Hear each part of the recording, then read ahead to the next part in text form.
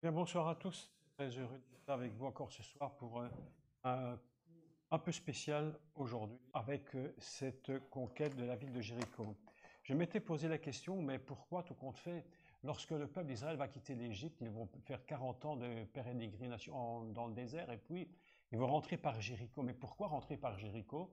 Bon, il y a d'autres endroits pour lesquels on pourrait rentrer que cet endroit-là, n'est-ce pas? Il y a beaucoup d'endroits par lesquels on peut passer pour rentrer dans la terre de la promesse. Mais Dieu a besoin de faire passer son peuple d'Israël par cet endroit spécifique parce qu'il y a quelque chose à apprendre, à détruire et à gagner. Il y a des promesses de Dieu, il faut le dire instantanément que des promesses de Dieu sont toujours très conditionnelles. Il n'y a pas de promesse de Dieu sans condition. Quand Dieu vous donne quelque chose, il vous dit « je te promets ceci », mais il y a une condition à respecter. Ça, c'est très important. Beaucoup de chrétiens, beaucoup d'enfants de Dieu ne comprennent pas cela. Ils disent « Dieu m'a dit ». Un jour, une dame m'a dit « Dieu m'a dit, il m'a promis », donc il est obligé. Dieu n'est obligé de rien. Dieu n'est obligé de rien. Il n'est obligé qu'à lui-même, à sa parole. Il n'est obligé qu'à lui. Mais Dieu n'est pas obligé de quoi que ce soit, surtout dans les conditions particulières où certaines personnes disent « Dieu m'a fait des promesses, mais toi, tu vis n'importe quelle vie. Et si tu fais du n'importe quoi, ne t'attends pas à ce que les promesses s'accompliront. C'est impossible. » Parce que Dieu n'est pas un Dieu qui distribue les promesses simplement à retour de bras pour faire plaisir à tout le monde. Donc, lorsque le peuple d'Israël va rentrer dans va rentrer dans la terre de la promesse, il va devoir prendre la première chose qu'il va prendre, c'est Jéricho. Et Jéricho, c'est une ville tout à fait particulière, c'est pas n'importe quoi. À l'époque, Jéricho, c'était une ville qui était très prospère, on l'appelle la ville des palmiers, une ville où il y avait une véritable prospérité, mais cette ville a des particularités. Donc j'aimerais qu'on puisse ensemble prendre le texte de Jéricho, la conquête de Jéricho, on va le lire en français, puis je vais essayer de tenter d'expliquer en hébreu toute la suite des événements qui sont quand même assez particuliers. Donc si vous prenez le livre de Josué, qui je rappelle se dit Yoshua, n'est-ce pas, c'est sauveur, hein, c'est la racine de sauver, c'est celui qui va donc remplacer Moïse, puisque Moïse est mort, et comme Dieu ne fait pas j'allais dire, de sentiments par rapport à ça, il dit mon serviteur est mort, et maintenant on passe à autre chose, et maintenant c'est toi Josué. Donc tout le monde, personne n'est indispensable, mais tout le monde est utile. Moïse était non indispensable, mais utile. Et maintenant il est mort et il faut passer dans la terre promise. Et nous lisons à partir de Josué, et je lis donc la version habituelle, la plus habituelle, qui est la version de Louis II. Franchement, dans ce cas-ci, ce n'est pas nécessairement la meilleure, mais c'est l'habitude. Donc on va la lire. Josué, chapitre 6, à partir du verset 1.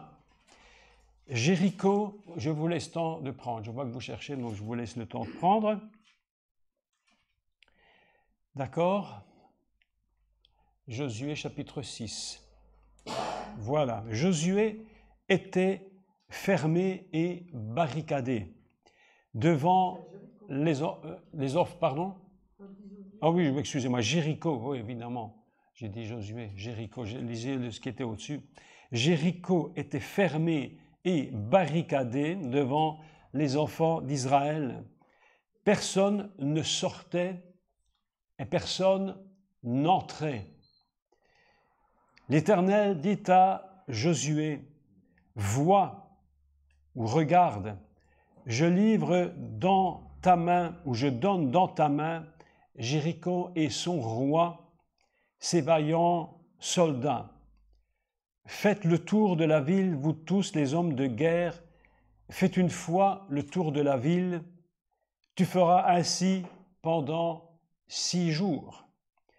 7 sacrificateurs porteront l'arche porteront devant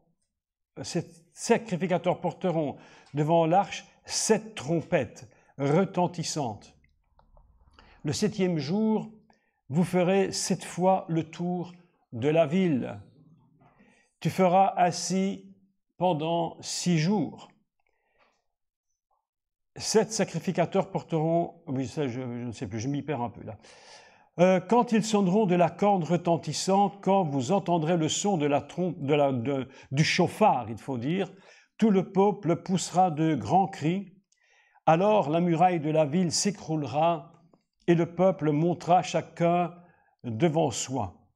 Voilà, on va arrêter la lecture ici parce qu'il y aura évidemment toute la suite qui est très très longue. Instantanément, lorsqu'on lit un texte comme celui-ci, on constate tout de suite qu'il y a des codes. Les codes dedans, c'est 6, 7. Vous avez remarqué que la prise de Jéricho va fonctionner d'une façon particulière. Chaque jour, un tour, pendant 6 jours, et le 7e jour, 7 tours. 6 et 7, 13. Et nous avons un code, qui est le code de 13. Donc, pour entourer la ville de Jéricho, il va falloir faire 12 fois le tour. Alors, la question qui se pose instantanément, pourquoi faire le tour de la ville? Alors qu'en principe, quand on rentre dans une ville fermée, on va devant la porte. Ils auraient pu, devant la porte, rester là et puis proclamer la parole de Dieu. Qu'est-ce que ça aurait changé? Donc, il y a quand même un code derrière. Quelle est la raison pour laquelle le peuple va devoir enfermer? C'est littéralement ligoter la ville. Ils vont véritablement devoir l'enfermer complètement jusqu'à ce que cet enfermement paralyse totalement cette ville de Jéricho et qu'il ne puisse absolument pas faire ce qu'il désirait faire. Là, il y a une grande leçon que nous apprenons tout de suite. C'est cette parole que disait le Messie, « Tout ce que vous lirez sur la terre sera lié dans les cieux ». On aurait pu prendre, d'ailleurs, la ville de Haï n'a pas été prise de la même façon. Chaque conquête a une stratégie de Dieu différente. Mais ici, Jéricho est très particulier. Et nous allons commencer de lire l'histoire de Jéricho parce qu'elle est très intéressante. Jéricho, en hébreu, se dit Yericho. Yericho, en fait, c'est un mot hébreu que j'ai écrit au tableau. Là, ici, le tout premier, en haut, Yericho, Jéricho, vient d'une racine très intéressante, une racine hébraïque qui est Yareach, qui signifie la lune. Jéricho, si vous regardez dans l'histoire, c'est purement l'histoire, c'est pas écrit dedans, mais c'est l'histoire. Jéricho est une ville dont le roi, il y avait un roi qui est très particulier. D'ailleurs, le roi, vous allez voir, il est très spécial, c'est un roi spécial. Le roi et tous ces gens qui sont à Jéricho ont un culte. À l'époque, ils ont un culte qui existe toujours aujourd'hui, et je vais l'expliquer cela. Ils ont un culte qui est le culte de la déesse lune. Ils adorent la lune. Jéricho est une ville complètement idolâtre. Et cette déesse lune, évidemment, on la retrouve depuis le commencement de l'histoire. On la retrouve chez les Égyptiens avec Isis. Et Isis, c'est qui? C'est une femme très spéciale. Isis, c'est une déesse qui est à la fois solaire et à la fois lunaire.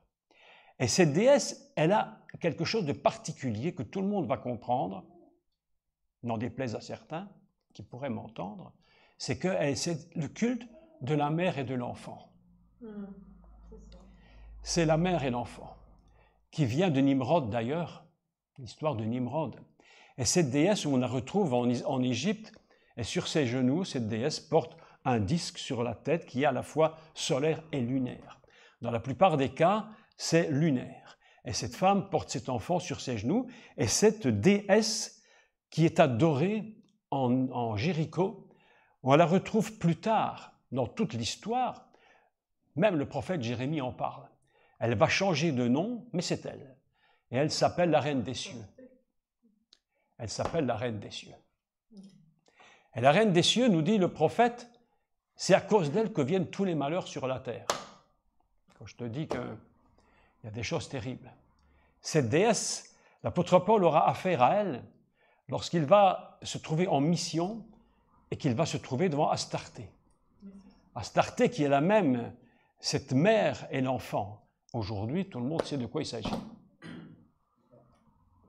Le culte de la mère et de l'enfant aujourd'hui, c'est une ruse du diable, il faut quand même le dire, bien établie, et qui s'appelle Marie.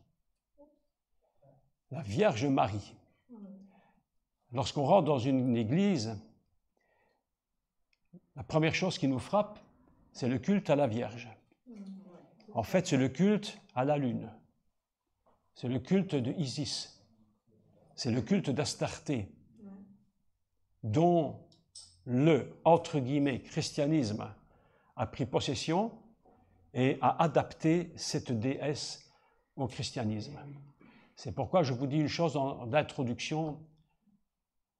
Moi, personnellement, je dis non à l'œcuménisme. Je ne veux rien entendre de cette histoire. Parce que je vais vous dire une vérité terrible. C'est que cette dénomination, c'est Jéricho. C'est Jéricho. Et Jéricho, ça ne se combat pas facilement. Jéricho, c'est une stratégie. J'ai ici, lorsque je lis le texte hébreu, je voudrais vous expliquer le plus simplement possible. C'est une étude assez complexe hébraïque. Comme vous ne parlez pas l'hébreu, vous ne l'écrivez pas la plupart, je vais essayer d'être très, très simple pour expliquer. Donc, il est écrit dans le texte hébreu, si vous lisez bien le texte, je le reprends ici en hébreu, il est écrit « Vericho sogeret sugeret ». Alors, qu'est-ce que c'est sogeret sugeret? Alors, Louis II a traduit « fermé » et « barricadé ». Mais en fait, sogeret, le mot soger qui est ici, sagor, la racine sagor, signifie en réalité fermer quelque chose qui est bouché. Vous savez ce que c'est qu'un bouchon, hein, quand vous êtes sur l'autoroute, hein, quand on voit le périph' à Paris, on sait ce que c'est qu'un bouchon à Paris. Je me souviens à Paris, on était pris dans un bouchon, on a mis plus de temps pour sortir de Paris que de venir d'ici jusqu'à Paris. C'était absolument insupportable. C'est bouché. C'est-à-dire, tu ne sais plus rentrer. C'est impossible de sortir. Sogaret, ça veut dire boucher, ça veut dire fermer, ça veut dire quelque chose qui est complètement cerné. Quand tu es à l'intérieur, tu ne sors pas. Mais pourquoi la Bible nous dit, pourquoi le texte nous dit Sogaret sugaret, puisqu'on le dit deux fois. Et Louis II a traduit fermer pour Sogaret, et pour sugaret, il a fermé, il a écrit barricadé. Mais ce n'est pas du tout la même chose. Sugeret, ce n'est pas nécessairement barricadé, c'est fermé dans la fermeture. À l'intérieur de la fermeture, on a encore refermé dans la fermeture. C'est ce que vous pourrez peut-être appeler, à mon avis, un peu plus justement, fermé à double tour. Sogeret sugeret, ça veut dire que quand tu es pris dans cette ville, eh bien, il est écrit « personne rentre et plus personne sort ». Il n'y a pas moyen d'ouvrir la serrure de cette ville. Elle est fermée déjà une première fois, mais comme ce n'est pas suffisant pour être bien certain que les gens ne vont pas du tout sortir, on va rentrer dans la fermeture intérieure et on va faire une souguerette, on va aller fermer dans la fermeture pour être bien certain que personne ne rentre et que personne ne sort. Voilà un des grands problèmes. C'est lorsque nous sommes dans un endroit où on inculque une doctrine, et entre autres, la doctrine de la Vierge, Isis, et que tu ne peux plus en sortir. Vous avez remarqué comment ces gens sont pris au piège? Vous avez remarqué ça? Beaucoup nous disent, ce soir je vais mettre les pieds dans le plat. Mais le Seigneur a dit, je tourne du sel dans le plat et que l'eau soit saine. Donc, mettre les pieds dans le plat, ça va être un peu fort, mais quand tu es dans cette doctrine-là, et bien d'autres doctrines d'ailleurs, vous avez remarqué que ce que les gens disent, c'est « je suis né comme ça et je mourrai comme ça ». Vous avez remarqué ça? Je suis né et je mourrai sogaret sugaret. Je suis pris au piège. Faites-moi une petite parenthèse et pardonnez-moi ceci si ça blesse, mais même dans les évangéliques, il y a des Jérichos. Il y a des Jérichos terribles, des dénominations terribles. Quand tu es à l'intérieur, tu es dans Jéricho. Fermé à double tour. Et si tu as le malheur d'essayer d'ouvrir de l'intérieur, tu es traité de rebelle, de renégat, d'insoumission, et on veut te garder, et si tu sors, c'est terrifiant. Je vous parle franchement parce que quand j'ai lu ce texte, je me suis dit, mais c'est vraiment un problème d'Église. Pourquoi la première chose que Dieu demande à Israël, c'est de combattre la déesse lune? C'est étrange, non? Vous ne trouvez pas? Parce que cette déesse lune, elle a une puissance absolument inimaginable.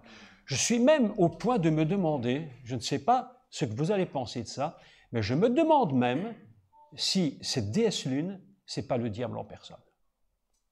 Est-ce que ce n'est qu'un démon puissant ou est-ce que c'est Satan en personne? Je me pose la question. C'est tellement puissant. Il est dit « sogaret sugeret ». Et en fait, le mot « sagor » ici, il est étrange parce que quand tu calcules la valeur de mot Sagor, tu as une valeur, écoute, c'est très surprenant. La valeur de Sagor, elle est de 263. Vous savez qu'en hébreu, il y a des codes chiffrés. Hein? Vous avez appris ça de moi. Hein? Il y a des codes chiffrés. Et la valeur de Sagor, c'est 263. Et le mot qui est équivalent, ou plutôt l'expression équivalente à 263, c'est un mot qui s'appelle Kol HaOlam Kulam, qui vaut 263. Et c'est quoi Kol HaOlam Kulam? C'est le monde entier. Et voilà que nous apprenons à travers le code qu'en fait, le problème de Jéricho, c'est un problème mondial. Problème mondial, terrible. La Côte d'Ivoire a été offerte à la Vierge Marie. À partir de l'instant où on a offert la Côte d'Ivoire à la Vierge Marie, à la cathédrale de Yamoussoukro, la guerre est venue dans le pays. Ce n'est pas par hasard. Je crois que cette déesse lune est en train de mettre sur le monde entier un enfermement terrible. Et nous devons être extrêmement prudents. Vous savez, je n'ai pas connu personnellement, mais j'ai lu son livre. Et c'était écoutez, c'est terrible ce que je vais dire. J'ai donné ce cours hier soir en ligne, mais ce soir, bon, c'est toujours un peu différent. Mais je vais parler franc. J'ai lu un livre d'un serviteur de Dieu américain, un homme exceptionnel à l'époque, qui est entré en œcuménisme. Dur ce que je dis. Et il s'est laissé imposer les mains au nom de la Vierge. Résultat de tout ça, aujourd'hui, tu ne peux plus rien pour cet homme. Il a basculé complètement dans une sorte, je pense même de la possession, où l'esprit est rentré en lui. Aujourd'hui, cet homme est devenu un véritable catholique pur et dur. Il n'y a plus rien dans lui, j'allais dire même du Messie, c'est la Vierge Marie qui a pris pouvoir sur cet homme. Ainsi, nous devons être très prudents. Lorsque j'étais jeune, je me souviens avoir participé à une réunion. À cette époque, je ne connaissais rien du tout de tout ça, mais j'étais très mal à l'aise dans cette réunion. On m'avait emmené dans une réunion charismatique catholique. On va me dire que je bouffe du catholique ce soir, mais tant pis si on bouffe du catholique. Hein. Je n'ai rien contre les gens. Je n'ai rien contre les gens, je le dis clairement, mais j'ai contre la doctrine. Je n'ai rien contre les gens, mais contre la doctrine. Je n'ai rien contre toutes ces personnes, contre personne d'ailleurs, mais la doctrine, nous devons la combattre. Et ça, nous devons le faire. Parce que sinon, aujourd'hui, dans les temps que nous sommes, nous tombons dans ce piège, nous allons nous détruire. Et lorsque j'étais un jeune homme de 17, 18 ans, vous voyez, donc ça date, au début du réveil du mouvement charismatique, il y avait une réunion de prière et j'ai participé, je rentre pas dans chaque détail, à la fin, il y avait beaucoup de jeunes qui étaient là dans ce groupe catholique et moi j'ai participé. Par hasard, on m'avait demandé d'y aller et à la fin, ils ont imposé les mains à un couple qui partait en mission. Le jeune couple s'est mis à genoux et ils ont imposé les mains au nom de la Vierge. Mes amis, je vous dis ceci, et pourquoi je vous parle de ça ce soir, Dieu seul sait pourquoi. Dieu sait pourquoi. Mais je vous dis ceci, soyons extrêmement prudents. Parce que cet œcuménisme-là, c'est la destruction de l'Église. Nous ne pouvons pas nous mettre sous le culte, sous l'idole de la Vierge Marie. Pourquoi le peuple d'Israël va-t-il passer par Jéricho? Pour combattre cet esprit de Isis, cet esprit de Astarté, cet esprit qu'on retrouve partout dans l'histoire et qui aujourd'hui est encore là. Et Dieu dit, il faut que tu détruis cet esprit si tu veux prendre la promesse. Mais je vais vous dire en secret, si nous voulons des grands réveils aujourd'hui, il va falloir que nous soyons des combattants. Et non pas qu'on aille faire n'importe quoi. Nous ne combattons pas n'importe quoi. Nous combattons avec les armes de Dieu. Et le secret est comme Jéricho, écoutez, c'est surprenant l'histoire. Jéricho est fermée. Elle est sagor. Elle est cernée, c'est-à-dire enfermée. Et Dieu va dire à Josué, voilà ce que tu vas faire. Tu vas enfermer l'enfermement. C'est ça la réalité. Pourquoi ils ont tourné? À quoi ça servait de tourner? Je me suis dit, hier en réfléchissant, je me dis, mais pourquoi ils ont tourné? En finalité, si je veux rentrer dans une maison, je rentre par la porte. Si à l'époque, il y avait des portes aux villes. Si je veux rentrer dans une ville, je rentre par la porte. Pourquoi faut-il tourner? Pourquoi faut-il tourner? Eh bien, mes amis, parce qu'il faut lier ce qui se trouve à l'intérieur. Il faut lier la ville. Et il faut la lier combien de fois? 13 fois. Et 13, c'est quoi? C'est Echad. C'est l'unité divine. Il faut enfermer. Dieu dit, cette ville, cette déesse, cette puissance doit être complètement liée, ligotée littéralement, qu'elle ne puisse plus avoir aucun impact. Mais je vais vous dire un grand secret. Nous-mêmes, parfois, nous nous trouvons devant des Jéricho. L'idée est un peu réduite, mais on est parfois devant des Jéricho. Nous nous trouvons devant des ennemis qui veulent nous détruire. Des puissances de maladie qui veulent nous détruire, des puissances de pauvreté qui veulent nous détruire, même des doctrines qui veulent nous détruire. Il y a des doctrines complètement folles dans l'Église. Est-ce que vous savez ça? Quand on vous enseigne que parce que l'apôtre Paul avait une écharde dans la chair, il faut que tout le monde en ait une pour être sanctifié, alors je dis, celui qui se raconte une histoire pareille, je lui pose la question, pourquoi tu vas chez le médecin? Mais crève jusqu'au bout, au moins tu seras sain, tu seras très sain. Plus tu es malade et plus tu souffres et plus tu es sain. Alors arrête de venir te demander la position des mains. Il ne faut jamais prier pour ce genre de personnes. Si tu pries pour ce genre de personnes, tu as prié ta prière. Tu sais ce qu'on fait quand on prie pour ce genre de personnes avec de telles doctrines de Jéricho? Tu sais ce qu'on fait? Ben, nous devenons nous-mêmes des voleurs. Tu sais pourquoi? Parce que nous volons quelque chose qui ne nous appartient pas. Si c'est ta maladie, garde-la. Si c'est ta maladie, si c'est ton cancer, si c'est ton diabète, si c'est ton cholestérol, si c'est ton ceci, si c'est ton cela, tu dis c'est à moi. Mais je ne vais pas te le prendre, hein. Tu n'es pas un voleur, moi non plus. C'est ce genre de Jéricho, et je vous dis la vérité, Vincent, je dis la vérité, c'est ce genre de Jéricho qu'il faut apprendre à ligoter, qu'il ne puisse plus avoir aucun impact sur nous. J'ai refusé, et je refuse de me laisser avoir par Jéricho. Ce n'est pas lui qui m'encercle. Je ne peux pas me laisser enfermer. Je ne peux pas me laisser cerner par ces systèmes. C'est nous qui encerclons la maladie. C'est nous qui encerclons la pauvreté, jusqu'à ce qu'elle soit incapable de bouger. Et alors, à ce moment-là, elle sera obligée de s'effondrer. Et nous sommes dans un monde terrible. Est-ce que vous vous rappelez de... Comment voulez-vous que le monde fonctionne aujourd'hui? Nous sommes confrontés à un ennemi pire que nous n'imaginons. Vous vous souvenez, et je parle franc aujourd'hui. Je suis toujours franc, mais aujourd'hui je suis franc. Vous vous souvenez de l'élection, de la première élection du président français? Franc-maçonnerie. Qu'est-ce qu'ils prient les francs-maçons? Je recevais tout à l'heure un petit email très intéressant sur la franc-maçonnerie, dont l'opéra de Mozart, franc-maçon, a comme symbole la lune. Qui chante le grand air de la soprano? Vous savez qui chante le grand air? La reine de la nuit.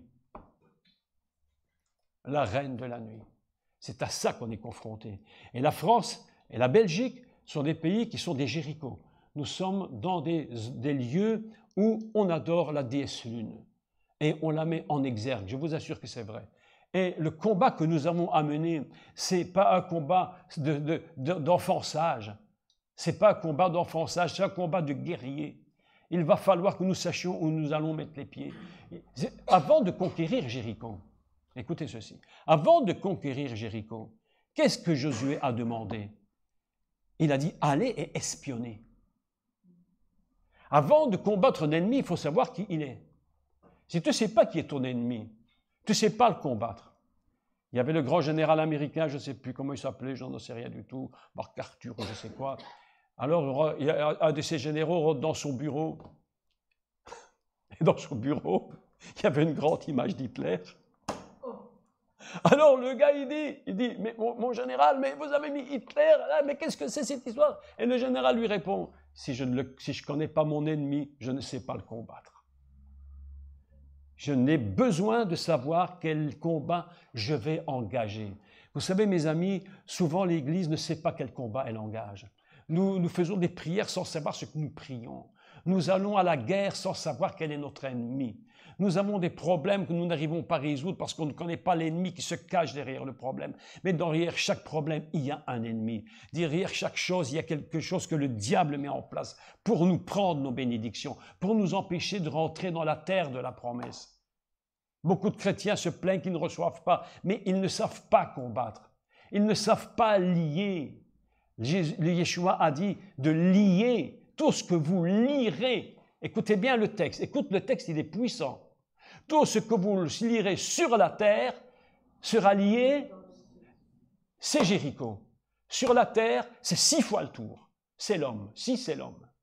7, c'est Dieu. C'est Dieu. C'est le summum. Et lorsque tu as fait 6 fois le tour, c'est-à-dire que tu as combattu, tu as lié sur terre quelque chose, le reste se lie là-haut. 7 fois le tour. 7 jours, et tu tourneras autour. Pendant 7 fois, tu vas tourner le 7e jour. Tu atteins le summum du combat et tu tournes jusqu'à ce que tout le système soit complètement ligoté et que le système ne puisse plus réagir. Il faut que nous empêchions définitivement le diable d'agir. Les églises sont prises au piège, les chrétiens sont pris au piège. Le diable joue avec les chrétiens comme avec des souris. C'est le chat et la souris. Et les chrétiens sont là en train de toujours se plaindre. Pasteur, le diable m'a fait, mais qu'est-ce que toi tu fais contre lui? Est-ce que tu es capable de discerner quel est ton ennemi? Est-ce que vous comprenez ce que je vous dis? Est-ce que nous sommes capables de discerner notre ennemi? C'est pourquoi tout ce que tu liras sur la terre, c'est 6, sera lié dans le ciel, c'est 7. Que fait? Et rappelons-nous d'une chose, Moïse monte sur la montagne, quel jour? Le 7e jour. Il monte combien de jours là-haut? 6 jours. Et au 7e jour, Dieu appelle Moïse. Il dit, Moïse, rentre dans la nuée. Parce que le combat de Moïse, c'est un grand combat. Et pour faire ce combat, il faut d'abord que nous soyons conscients de comment nous allons combattre. Qui est notre ennemi? Comment va-t-on le combattre? Et qu'est-ce que c'est? Et qu'est-ce qui va terminer ce combat là-haut? 6 jours et 7 jours. Et tu tournes 7 fois. Et tu tournes jusqu'à ce que la totalité soit complètement liée. Pour gagner une victoire contre le diable, il faut encercler, il faut ligoter l'homme fort. Aussi longtemps que nous n'allons pas le lier pour qu'il ne puisse plus bouger, il va continuer de nous ennuyer. Jéricho, c'est ça. On ne rentre pas dans le pays de la promesse aussi longtemps qu'on n'a pas lié l'homme fort, qu'on n'a pas lié la ville. C'est pourquoi il est dit, regarde, écoutez le texte, c'est magnifique. Écoutez ceci, c'est formidable. Il dit, l'Éternel dit, donc personne n'entrait, personne ne sortait. Tout le monde est prisonnier. Même Israël ne rentre pas, c'est impossible. Il dit, c'est pas grave. Je ne vais pas y rentrer, ce n'est pas grave, mais au moins, je vais encercler. Je vais enfermer et ligoter. Écoutez, l'Éternel dit à Josué, et ce n'est pas un combat d'hommes, nous ne sommes pas en train de faire une stratégie humaine, nous sommes dans une stratégie complètement divine. Qu'est-ce qu'il dit à Josué? Vois, regarde. Qu'est-ce que tu regardes? Je donne, je fais la traduction littérale, je donne dans ta main Jéricho et son roi, ses vaillants soldats. Je vais faire la traduction hébraïque. Regarde, il dit, regarde, je mets dans ta main, mes amis, avant de gagner une victoire, il faut déjà avoir vu la victoire. Dieu dit à Josué, je mets dans ta main. Regarde ce que je mets dans ta main. Je mets Jéricho. Est-ce que tu vois Jéricho dans ta main? Beaucoup de chrétiens ne voient rien du tout. Ils ont leurs problèmes, mais ils ne voient que leurs problèmes. Ils ne voient pas la victoire. Avant d'engager une bataille, il faut voir la victoire. Tu es d'accord? Il faut voir la victoire. Je mets dans ta main qui? Écoutez le secret du texte hébraïque maintenant. Là, c'est une histoire de fou. Une histoire incroyable. Je mets dans tes mains Jéricho et son roi. Comment dit-on « et son roi » en hébreu? Voilà une question très étrange. Et son roi se dit Malka. Malka. Je mets donc Malka. C'est quoi Malka? Peut-être grammaire hébraïque. Parce que là, il y a un secret qui se dégage du texte. Malka, en réalité, si tu regardes dans le dictionnaire, tu vas voir que Malka, c'est une reine. C'est la reine. La reine de qui? La reine des cieux. Incroyable. Mais dans la grammaire hébraïque, écoutez, mais c'est un truc de fou cette histoire. C'est ça l'histoire. J'étais tellement, quand j'ai lu ça, je dis, mais c'est quoi? Je crois, il dit ici, je lisais le texte, mais je dis, c'est que des Vehet Malka. Je dis, mais c'est quoi? Et Yericho Vehet Malka, je mets dans t'âme, je donne, je te donne. Pas, littéralement, pas je mets, il est écrit, je te donne. Je te donne de la victoire. Je te donne, c'est pas quelque chose, c'est pas vaporeux, tu vois, Vincent, c'est je te le donne, ça t'appartient. Je te donne son roi. Malka, je lis Malka. Ben je dis, mais c'est pas le roi, c'est la reine. Mais dans la conjugaison hébraïque, il y a quelque chose de particulier, c'est de la grammaire, En hébreu, le mot roi, lorsqu'il est le possessif féminin, c'est-à-dire, je te donne Jéricho, c'est féminin, et son roi, le mot roi devient un possessif féminin. Parce que la ville de Jéricho, c'est féminin. Je te donne donc Jéricho féminin, et son roi, automatiquement, il va prendre la dimension de la conjugaison possessif féminin, et on va dire Malka, et non pas Meler. Meler, c'est le roi. Mais voilà quelque chose d'étrange. C'est comme quand nous apprenons que le roi, c'est la reine. Et le plus fort dans cette histoire, mais c'est de l'hébreu pur, c'est que lorsque tu lis Malka,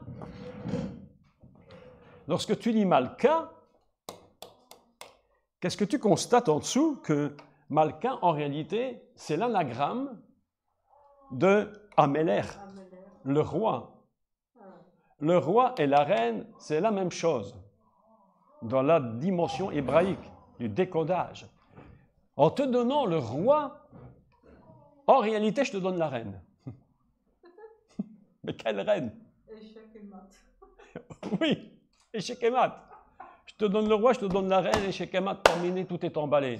Je te donne le roi Malka, c'est-à-dire la reine, le roi masculin, possessif, féminin, c'est-à-dire la reine. Quelle reine? Quelle reine? Isis. La déesse. Lorsque tu touches aux puissances sur terre et que tu vas vaincre ces puissances, tu vas vaincre le diable. Tu vaincre la puissance du diable. C'est un combat terrible. Alors quand j'ai lu ce texte, je me suis dit, mais c'est absolument incroyable. Voilà que le roi, c'est la reine, et que la reine est le roi. Donc quand tu touches un, tu touches l'autre. Quand tu touches celui qui est sur terre et qui pratique ces choses, si tu arrives à le maîtriser, en finalité, tu maîtrises la puissance du diable. Jéricho, c'est un grand combat. Tu vois, Vincent, c'est un très grand combat. C'est pas simplement Joshua fait the battle of Jericho. Tu connais la chanson, hein? Et les murailles s'écroulèrent. Tu connais l'histoire, tu connais les grands spirituels, tu connais ça. Et puis tout le monde, ben, c'est magnifique. Mais vous allez voir que l'écroulement de Jéricho, c'est pas ce que tu crois. Jéricho, c'est pas écroulé comme ça. C'est pas écroulé comme ça du tout. C'est pas ça qui est écrit dans le texte. Mais Louis II a mal traduit, mais je vais retraduire. D'ailleurs, les anciennes versions du 19e siècle, du début du 20e siècle, ne disent même pas ce qu'il traduit lui. Elles disent autre chose. Je te donne, regarde, je donne dans ta main. Je le donne dans ta main. Le roi, alors ces vaillants soldats, mais ici, il faut dire autre chose. Il faut lire trois choses. Il faut donc lire Ve'et Malka et puis Giborim. C'est quoi les Giborim? En hébreu, un Gibor, c'est un homme extrêmement puissant. C'est un Gibor, c'est puissant, c'est quelqu'un qui a une force incroyable. C'est ce qu'on appelle, comme mal traduit d'ailleurs, mais bon, c'est une idée, ce qu'on appelle un peu une sorte de géant, des types extrêmement puissants. Je pense qu'il s'agit, c'est mon opinion, mais chacun croira ce qu'il veut, qu'on est ici face à des puissances démoniaques très grandes. Un jour, je ne sais pas si tu as senti ça, je ne sais pas si vous l'avez senti. On rentre parfois dans certaines villes, tout d'un coup, tu sens une pression. Tu as senti ça? Un jour, j'arrive à Bruxelles, je te parle il y a des années, et au moment où je prends donc l'autoroute vous connaissez l'autoroute qui vient de Paris, Bruxelles, hein, il part d'ici, il va jusqu'à Bruxelles, et puis tu rentres à Drogenbos, hein, vous connaissez Drogenbos, et puis je rentre là, et j'arrive au carrefour, là, le grand rond-point où il y a les trams qui sortent, et les dépôts des trams, et au moment où je rentre dans la ville de Bruxelles, mais tout à coup, est tombée sur moi mais une puissance terrible, une pression malsaine, et j'ai senti qu'il y avait une domination démoniaque sur cette ville de Bruxelles. Tu as déjà senti ça? C'est terrible. Hein? Et Jéricho, c'est ça. Lorsque tu arrives à Jéricho, il y a une pression, c'est cette puissance du mal qui est au-dessus de cette ville. Et quand tu rentres, tu touches le roi et tu touches les gibors. Je pense que c'est toute la puissance du diable qui gère une ville. Les villes sont complètement gérées par la puissance du diable. Et les démons et les esprits mauvais. Il y a les gibors. Et puis, il va dire aussi, il y a aussi ce qu'on appelle Echaïl. Echaïl, c'est un mot qui est quoi? En hébreu moderne, Echaïl, c'est quoi? C'est l'armée. Ce sont les soldats, ceux qui sont dans l'armée. Et voilà que cette ville contient donc un roi, des gibors, Echaïl, une armée, et puis le peuple. Et tout le peuple est à l'intérieur. Et tout ce qui s'y trouve est à l'intérieur. Et Dieu dit, il n'y a pas de solution humaine. Aucune solution. Nos villes, nos pays n'ont pas de solution humaine. Il n'y a qu'une direction divine. Si ce n'est pas Dieu qui nous donne la stratégie, nous n'allons jamais gagner ces villes. C'est impossible. On peut se battre aussi longtemps qu'on veut. Il faut demander à Dieu, quelle est ta stratégie pour tel endroit? Et à chaque fois que nous avons des endroits à gagner, nous devrions toujours savoir quel est notre ennemi qui se trouve là. Mais qui est notre ennemi? Comment va-t-on faire pour gagner tel endroit, telle ville, tel village, telle maison? C'est très, très, très long. Il faut parfois vraiment avoir une vie de prière pour comprendre, mais qu'est-ce que Dieu me dit? Et je dis, je te donne ces trois grandes choses. Je te donne l'armée, les hommes forts et le roi qui en fait est la reine. Je te donne la puissance des démons, des esprits mauvais. Tu vas les enfermer. Je crois que c'est vraiment ça. Tu sais, je crois que c'est vraiment ça que le Messie dit. Je crois que c'est ça qu'il dit. Tout ce que vous lirez sur la terre sera lié dans les cieux. Je crois que c'est Jéricho. Tout ce que vous lirez ici. Faites attention quand vous entendez des gens qui vous disent toujours « Je lis au nom de Jésus, je lis au nom de Jésus ». Quand tu dis quelque chose qui ne leur plaît pas « Je lis ta parole au nom de Jésus ». Ah bon, ah bon. Ok. Il faut savoir ce qu'on lit, mes amis. Il faut savoir ce qu'on lit. Parce que quand tu t'attaques à des puissances comme celle-là, tu as vraiment intérêt à savoir ce que tu dis. Vous comprenez ça? Faites le tour, vous tous ces hommes de guerre, une fois, donc je vous expliquais, chaque jour un tour. Chaque jour, on enferme, on fait un tour de corde invisible. Ce sont des liens invisibles. Chaque jour, tu tournes un tour invisible. Ça, c'est le niveau que Dieu nous demande de faire.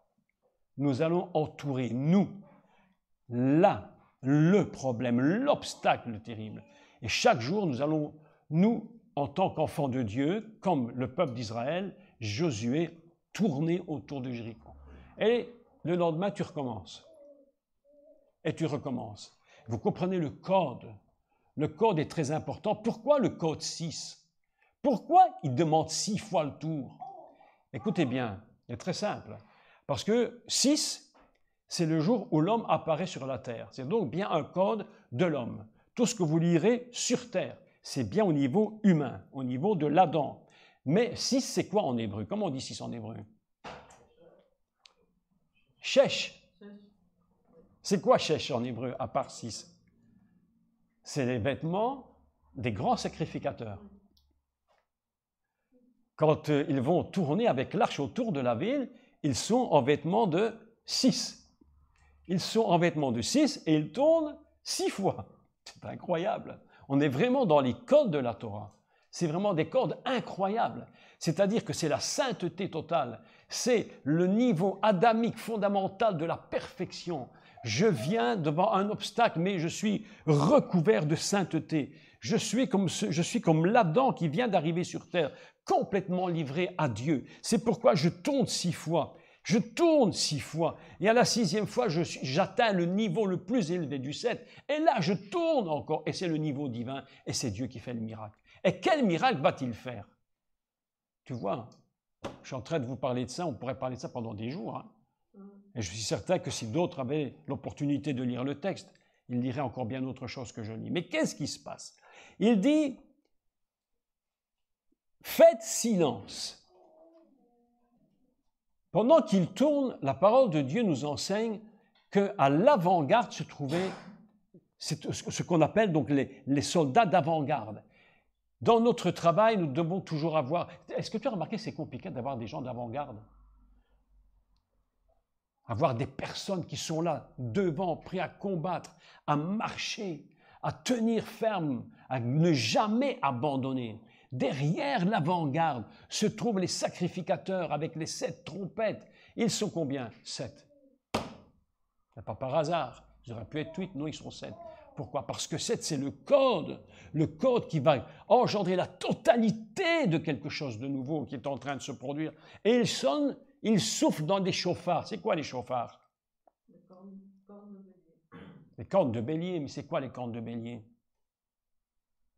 C'est Haïl. Le bélier, c'est Haïl. C'est quoi Haïl? Si tu regardes bien, tu vas être étonné de voir qu'en réalité, Haïl, c'est les mêmes lettres que Elle, l'Éternel. Au milieu de l'Éternel, on y a placé une lettre qui est le Yud, c'est-à-dire Dieu lui-même. C'est la concentration de Dieu. Le bélier représente la concentration de la puissance divine. C'est pourquoi il souffle dans des cornes de bélier. Mais le bélier représente quoi? La parole de Dieu parfaite et pure. Et c'est pourquoi, lorsque nous voulons gagner une bataille, il faut enfermer l'homme fort, il faut enfermer l'enlieu avec une parole pure. La Torah est une parole pure. Quand tu lis ce texte, il n'y a pas dedans de saleté dedans. C'est une parole sainte. Amen. Une parole sainte. Nous ne devons jamais la discuter. Je vous avais dit il y a quelques semaines, ne discutez jamais la parole. Ne remettez jamais en question cette parole de Dieu. C'est une parole sainte. C'est en fait, qu'est-ce qu'ils font? Mais qu'est-ce qu'ils font, les sacrificateurs? Ils sont en train, c'est comme s'ils étaient 7, c'est comme s'il y avait 7 Torahs. Ils portent les 7 Torahs en tournant autour de Jéricho. Ils sont là tous les 7 habillés en sainteté. Ils sont en vêtements parfaits, purs. Ils sont adamiques parfaitement. Ils portent la Torah. Et comment portent-ils la Torah? Ils vont souffler dans les chauffards. Mais Dieu avait dit à Jéricho, surtout, faites attention. Ne dites pas un mot. C'est difficile, hein, quand tu as tout un peuple et qu'on lui dit de se taire. Vous avez vu les Français comme ils ont du mal, hein? Dur en France, hein? Manif, partout. Faites une manif. Demandez-leur de faire une manif en se taisant. Je vous mets au défi. Il y aura toujours bien un qui dira quelque chose. Et c'est bien la preuve que ce genre de choses ne peut pas gagner le combat. Mais nous, les enfants de Dieu, nous qui sommes en principe des sacrificateurs saints, nous devons porter une parole saine. Et ce que Dieu demande à Josué, c'est de ne pas dire un seul mot. Parce qu'un seul mot, c'est un grain de sable qui va faire briser la machine. Ça va casser la machine. Lorsque tu tournes autour de ton problème, nous ne devrions jamais dire un mot autre que la parole. Pas un mot autre que la parole. Qu'est-ce que tu dis, toi, Dieu? Qu'est-ce que toi, tu dis?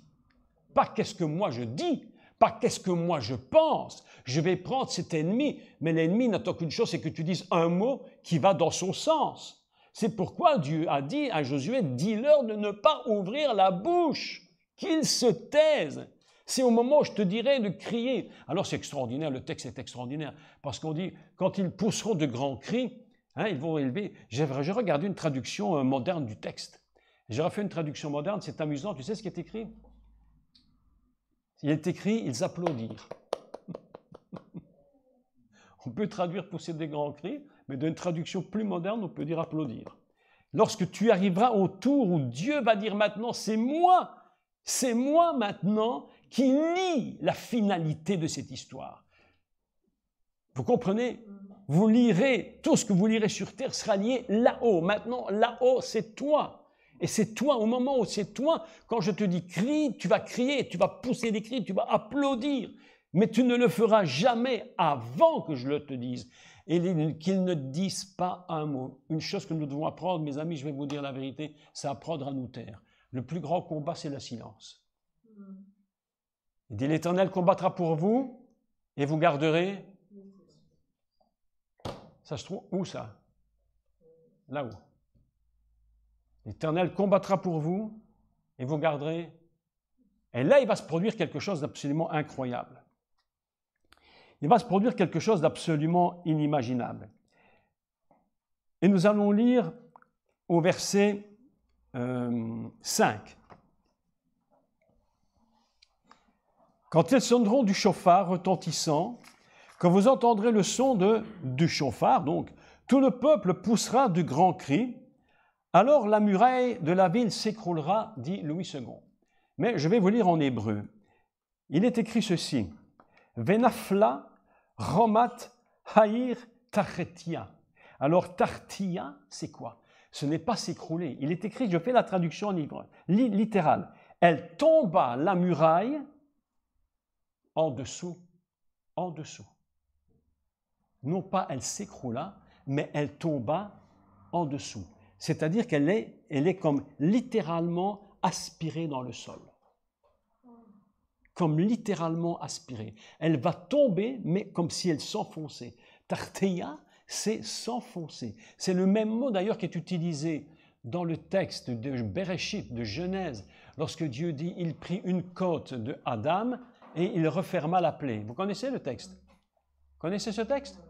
Où Dieu prend un côté d'Adam pour former la femme et il ferma. Mais il n'est pas écrit ça, il dit « il ferma en dessous ».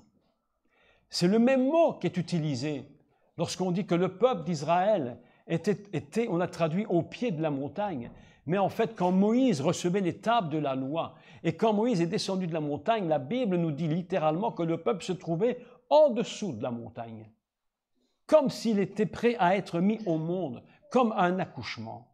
Et voilà que le texte ici nous dit quelque chose de formidable. Venafla, ça veut dire elle tomba, elle est tombée la muraille. Venafla, elle est tombée. D'accord? Venafla, Romat. Romat, c'est la muraille. Et la muraille est tombée comment? Il dit Haïr Tarteia.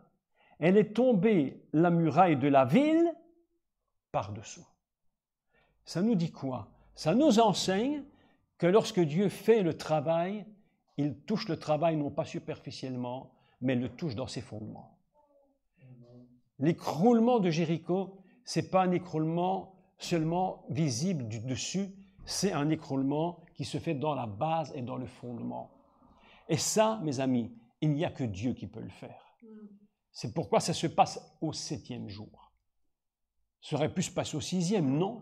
Il fallait que ce soit le 7e jour. C'est le 7e jour, au dernier moment, lorsque Dieu dit « c'est maintenant le moment », alors les cris se mettent à sortir de la bouche du peuple et de tous, et les trompes. Imaginez la scène, imaginez cette scène impressionnante, où le peuple est en train de tourner autour de cette ville. Le peuple, je pense que les gens de Jéricho, le roi, les vaillants guerriers, tous ces gens, regardaient ce qui se passait, ne comprenant plus rien. Je pense qu'ils auraient voulu faire quelque chose, mais ils étaient ligotés.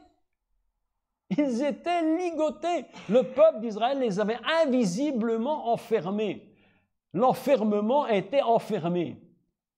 Ils ont enfermé l'enfermement. Voilà ce qu'il nous faut faire.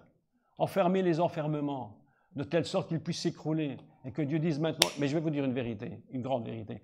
Nous arrivons dans des temps de l'Église aujourd'hui où je crois réellement que ces choses vont se produire. Il y a des choses qui doivent s'écrouler. Il y a des choses qui doivent s'écrouler. On ne peut plus continuer l'Église dans l'état où elle est. Je crois qu'il y a des choses qui vont s'écrouler partout. Il y a des systèmes religieux qui vont s'écrouler. Je vous le dis la vérité. parce que nous sommes arrivés dans des temps où la parole de Dieu va prendre une telle importance qu'on ne pourra plus supporter ce qu'on a vu jusqu'à présent. Jusqu'à présent, on a encore accepté certaines choses. Mais je crois que la nouvelle génération qui vient, elle va rentrer dans un système où elle dira « ça, nous ne pouvons plus tolérer ». C'est inimaginable. Et je crois que prophétiquement, ce texte est très prophétique, que dans ces temps dans lesquels nous sommes, des choses vont s'écrouler.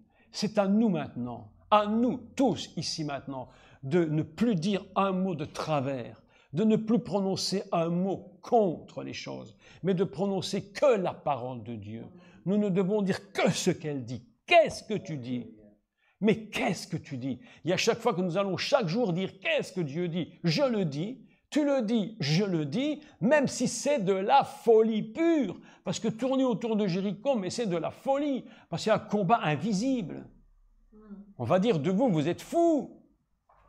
Vous êtes fous, mais toi, tu sais qu'invisiblement, tu es en train d'entourer ton ennemi. Et chaque jour, tu le lis plus, jusqu'au moment où il n'aura plus aucun pouvoir de bouger. Il va être complètement paralysé. Avant, mes amis, ça ne sert à rien d'aller au combat. N'importe comment, le diable peut te combattre et peut te tuer. Mais lions l'homme fort. C'est une grande leçon que nous apprenons. La parole de Dieu nous garde et nous protège. Et cette parole entoure l'ennemi. Tout ce que vous allez lier sur la terre sera lié là-haut. Je me suis souvent posé la question, Vincent, mais qu'est-ce que Jésus est en train de nous dire? Qu'est-ce que Yeshua nous dit?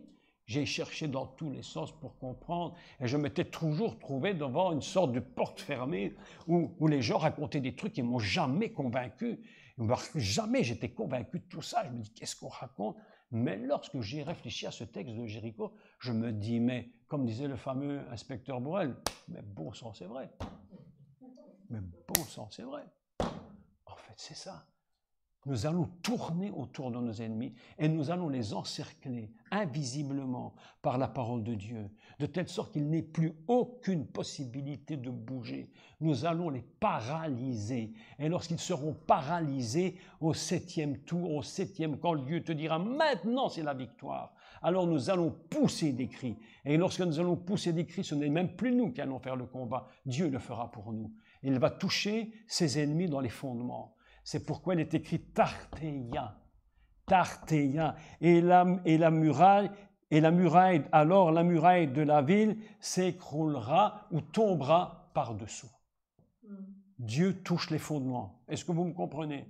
Tu me comprends? C'est par-dessous que Dieu touche les fondements. C'est là qu'il va aller.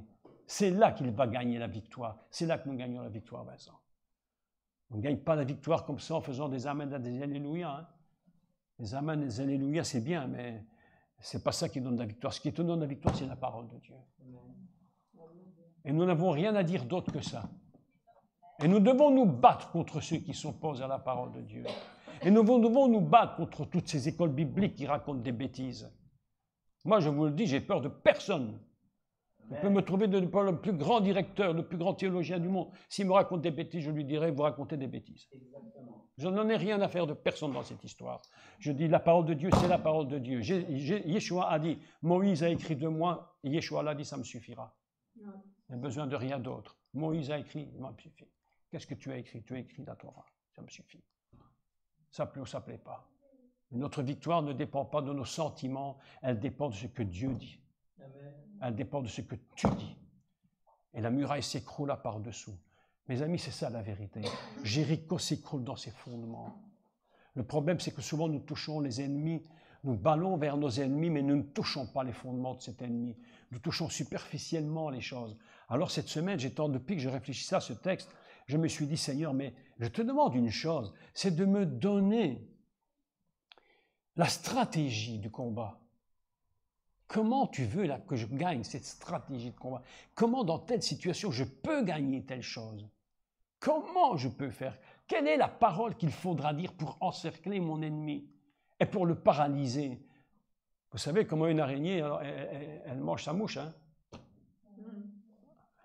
L'araignée est très intelligente. Hein? Elle laisse venir son ennemi et puis elle lui saute dessus, elle l'enroule. Elle fait son cocon autour. Puis c'est fini. La mouche ne peut plus rien faire. C'est fini pour elle. Il n'y a plus aucun espoir. Mes amis, nous devons être comme ça. Je crois qu'aujourd'hui, Dieu nous appelle à rentrer dans un autre système de combat. Il faut savoir ce que nous touchons. Il faut savoir ce que nous allons dire. Il faut savoir quel est notre ennemi. Qu'est-ce que nous sommes en train de combattre dans ce pays? Comment ce pays va-t-il s'écrouler? Comment les murailles de la Belgique vont-elles s'écrouler? Comment les murailles de la France vont-elles s'écrouler? Comment les murailles de l'Angleterre vont-elles s'écrouler? Hier, j'écoutais, je recevais un mail terrible. Vous savez, je parle des choses qui peuvent faire frémir ceux qui vont entendre, mais vous savez que vous avez vu le couronnement du roi Charles III. Et en finalité, c'est très impressionnant de voir le faste de la couronne, incroyable. Ce gars se promène dans un carrosse en or qui pèse 4 tonnes, même si je faudrait au du mal de tirer le carrosse tellement il est lourd. Et puis le gars est là-dedans, et en réalité, qu'est-ce qui est dedans? Mais un grand franc-maçon. Un grand franc-maçon. Ah oui. C'est terrible. Vous imaginez ça, mes amis? Voilà les ennemis. Quel est cet esprit qui contrôle nos pays? Quel est cet esprit qui contrôle nos pays? Je vous dis une chose très vraie. La Vierge Marie est puissante dans ces pays. Très puissante. Mais ne la combattez pas tout seul. C'est très dangereux. Ne la combattez pas tout seul. C'est ensemble que nous allons proclamer la parole de Dieu, sans jamais dire le contraire de ce qu'elle dit. Qu'est-ce que tu dis? Qu'est-ce que tu dis? Comment je vais encercler mon ennemi? Je l'encerclerai avec la parole, afin qu'il ne puisse même plus bouger. Yeshua était tellement déterminé à comprendre ce système que lorsque les démons étaient devant lui, il les empêchait même de parler. La moindre discussion avec le diable nous met en péril. Écoutez-moi, la moindre discussion avec Satan nous met en péril.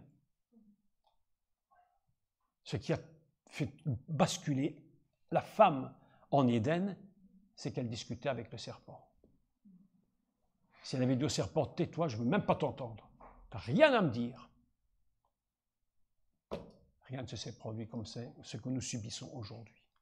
Mais discuter avec le serpent est très dangereux. Moi, je suis opposé, je te le dis. Maintenant, chacun fait ce qu'il veut. Je suis opposé à discuter avec les gens qui sont possédés. Je ne discute pas avec les démons. On n'est pas sur le même pied d'égalité. On n'est pas sur le même pied, vous êtes d'accord? On n'est pas sur le même pied. Moi, je sais qui je suis. Toi, je ne sais pas qui tu es. Alors, Jésus ne leur permettait pas de parler. Yeshua disait, tais-toi. Tais-toi, tu n'as rien à discuter avec moi. Le moment que nous commençons à discuter avec l'ennemi, mes amis, je vous dis, la première discussion que vous avez avec lui, il prendra pouvoir sur vous. Il prendra pouvoir sur vous. C'est pourquoi quand je vois tous ces exorcismes d'église, qui es-tu, d'où viens-tu, que fais-tu? C'est que je ne demande pas à quelle heure tu te lèves, à quelle heure tu te couches. Mais ça nous amène où tout ça? Ça nous amène à tout ce qu'on veut sauf des délivrances. Je ne suis pas là pour discuter avec le diable. Nous ne sommes pas là pour ça. Nous sommes là pour entourer l'ennemi jusqu'à ce qu'il soit incapable de bouger. Et cet entournement que nous faisons, le cercle que nous tournons autour d'eux, qu'il ne puisse bouger, c'est seulement la parole de Dieu. C'est la parole de Dieu. Qu'ils viennent d'où ils viennent ne m'intéresse en aucun cas. Tout ce que je veux, c'est qu'ils retournent d'où ils viennent. Le reste, je m'en fiche. Tu peux venir de n'importe où. C'est ton affaire. Mais moi, je sais où tu vas aller. Et c'est tellement vrai ce que je dis, que les démons criaient. Ne nous envoient pas avant le temps parce qu'ils savaient d'où ils allaient. Et on discute, on discute. Jéricho, c'est une histoire incroyable. Une histoire incroyable. Une prise puissante d'un ennemi puissant. Un roi qui était à la fois une reine. Vous imaginez ça? Qui possède une puissance, un démon qui est là au-dessus. Isis, la reine des cieux. La puissance de la Vierge Marie. Dans nos pays, c'est un ennemi terrible. Est-ce que nous avons le courage, aujourd'hui, de dire maintenant nous allons passer à autre chose? Maintenant, c'est fini. Moi, j'ai décidé depuis déjà bien longtemps que je ne parlerai que la parole de Dieu. Je ne parlerai que ça. Je ne suis pas là pour inventer des doctrines. Je le dis tout le temps, je ne suis pas faiseur de doctrines. Je ne suis pas faiseur de doctrines. Ce n'est pas du tout le but de faire des doctrines. Parce qu'il y a des doctrines qui nous enferment. Il y a des doctrines qui sont des Jérichos. Il y a des doctrines qui doivent s'écrouler. Des doctrines qui doivent tomber définitivement. Moi, je ne suis pas faiseur de doctrines. Je suis plutôt un ligoteur de mauvaise doctrine. Je suis plutôt un ligoteur. Je suis là pour fermer et dire à nos ennemis, toi, tu ne bouges plus, c'est fini. Je t'ai encerclé par la parole de Dieu. Et bien je dis, Seigneur, maintenant c'est ton travail. Et Dieu dit, c'est le 7e jour, c'est le 7e tour, la finale, et Dieu va les faire tomber par-dessous. Le réveil de nos nations vient. Je crois que Dieu est en train de préparer quelque chose. Je ne sais pas si vous êtes d'accord ou vous le sentez, mais je crois que Dieu lève une nouvelle armée. Amen. Je pense que Dieu lève une nouvelle armée. Des gens déterminés à dire, je mettrai toute ma confiance dans cette parole. Cet après-midi, nous avions un rendez-vous, je donne cours tous les mercredis après-midi, et une dame est venue à la maison, très grande catholique de génération en génération. Elle avait le langage du catholique. Vous savez, qui dit, je suis né catholique, je mourrai catholique. Et entre deux, je ne peux pas changer, parce que si je change, alors j'ai l'impression de renier ce qu'on m'a enseigné. C'est ça, Jéricho. C'est ça, Jéricho. Je suis né catholique, je mourrai catholique, entre deux, je suis catholique. Voilà. Tu ne vas jamais à la messe en plus. Alors je leur disais, écoute, tu es à la messe quand tu es né ou t'as baptisé, tu as fait ta grande ou ta petite communion, tu es marié, et la suivante que tu fais, c'est dans ton cercueil quand tu vas mourir. Donc on m'a dit, tu vas 4 fois à la messe, mais je suis né catholique, je mourrai catholique. Ah bon? C'est ça qu'il nous faut lier, mes amis. Et je parlais de ça, ouvertement, sans rien leur cacher. Je leur ai dit, je ne suis pas ici pour vous parler de religion, je suis ici pour vous parler de la parole de Dieu. Je vous parle de Dieu. Je vous dis ce que Dieu dit. C'est ça. Et moi, je ne veux pas que nous rentrions devant le Seigneur et que nous ayons des comptes à rendre parce que nous n'avions pas dit ce qu'il fallait dire. Et que Dieu nous dise, pourquoi tu ne l'as pas dit? Pourquoi tu ne l'as pas dit? Dieu dit au prophète, je crois que c'est à Jérémie qu'il dit, je crois que c'est à lui qu'il dit, je rendrai ton front plus dur que le diamant. Et tu leur diras ce que je t'ai dit de dire. Et tu ne les craindras pas. Je ne crains personne. Ne crains personne, je te le dis franchement. Personne, le plus grand de cette terre ne craint personne. Personne, ni le roi, ni personne. Je dis, ça c'est la parole de Dieu. Et cette génération qui vient va se lever. Je vous appelle tous à vous lever avec cette parole, avec la Bible, avec le Seigneur Yeshua, le Messie. C'est lui qui va gagner. C'est lui qui nous donne sa parole. Il est la parole. Et nous allons entourer nos ennemis jusqu'à ce qu'ils soient ligotés et que nous ne puissions plus avoir affaire à eux et que nous soyons débarrassés de ce Jéricho. Et vous savez que c'est très dangereux de rebâtir Jéricho. Hein? Ah oui. Celui qui s'avise de rebâtir Jéricho, Dieu a dit, il a dit, je lui demanderai son premier-né. Et c'est arrivé. Ils ont voulu rebâtir la ville et il a payé le prix de son premier-né. Rebâtir Jéricho, c'est une catastrophe. C'est pourquoi les chrétiens ont vraiment besoin aujourd'hui d'apprendre cette leçon. Quand tu as abattu Jéricho, un Jéricho dans ta vie, ne le rebâtis jamais. Ne le rebâtis jamais. Parce que si tu le rebâtis, c'est la catastrophe. Là, il va te vaincre. Mes amis, je vais arrêter là, on pourrait parler longtemps, mais j'ai dit ce que je voulais dire. J'ai dit ce que je voulais dire. N'oubliez jamais que le roi, c'est la reine. N'oubliez jamais que le roi, c'est la reine. Et la reine, c'est une puissance de démon très méchante qui tient nos pays sous son joug et nous devons le vaincre. Je pense que nos églises doivent être, pour certaines, des avant-gardes du combat. Vous savez que dans la guerre de Jéricho, dans la conquête de Jéricho, il y avait l'avant-garde, il y avait les trompettes, puis il y avait l'arche. Pas n'importe quoi, hein? L'arche de l'Alliance. Et puis il y avait l'arrière-garde. Alors je crois que nos églises doivent à la fois faire partie de l'avant-garde, de l'arrière-garde, à la fois être la parole, mais il nous faut des combattants. Il faut que vraiment des chrétiens se mettent à combattre pour le Seigneur. Seigneur, est-ce que je vais pouvoir être dans l'avant-garde? Est-ce que cette église-ci, dans laquelle nous sommes aujourd'hui, on n'a pas besoin d'être beaucoup, mais est-ce que cette église est une avant-garde pour gagner le combat contre ces puissances des ténèbres, contre Jéricho qui nous fait toujours front et qui nous défie constamment? Le diable aime le défi. Le diable aime nous défier. Hein?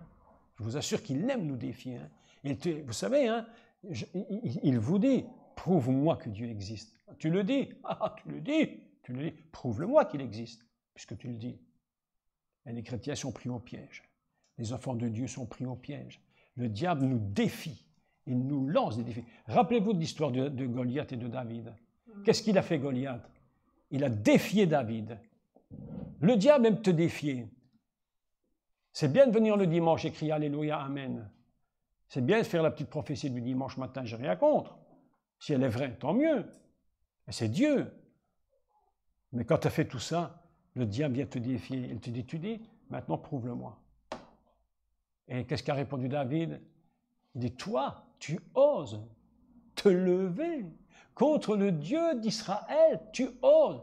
Il lui dit ouvertement, moi je vais venir, je vais te couper ta tête. Je vais te couper la tête. C'est ça, relever le défi. Le diable te dit, est-ce que tu peux me prouver que Dieu existe, puisque tu le dis? C'est ça le problème de l'Église. C'est bien de le dire le dimanche matin, mais c'est tous les jours que le défi est là. Est-ce que ce n'est pas vrai? Nous sommes là pour prouver que Dieu est vivant, ma sœur. Tu es là pour prouver qu'il est vivant. Le diable va toujours te lancer un défi et te dire, alors, est-ce qu'il est vivant? Prouve-le-moi. Eh bien, prouve-le lui.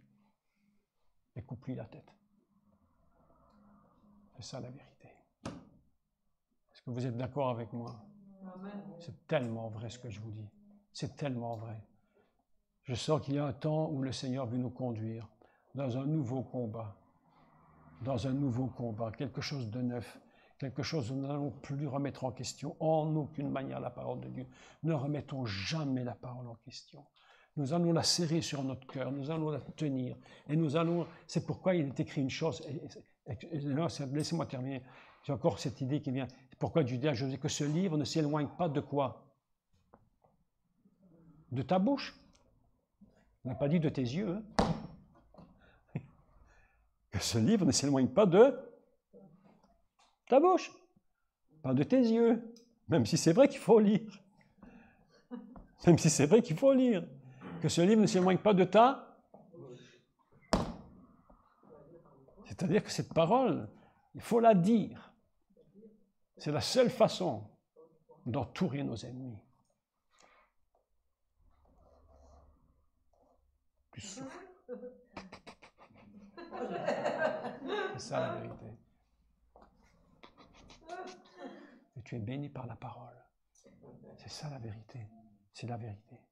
Dieu nous appelle vraiment à devenir des vrais combattants, des avant-gardes, des arrière-gardes, protéger l'Église par derrière, par devant, proclamer la parole, transporter l'alliance. C'est ça la vérité. C'est ça le combat.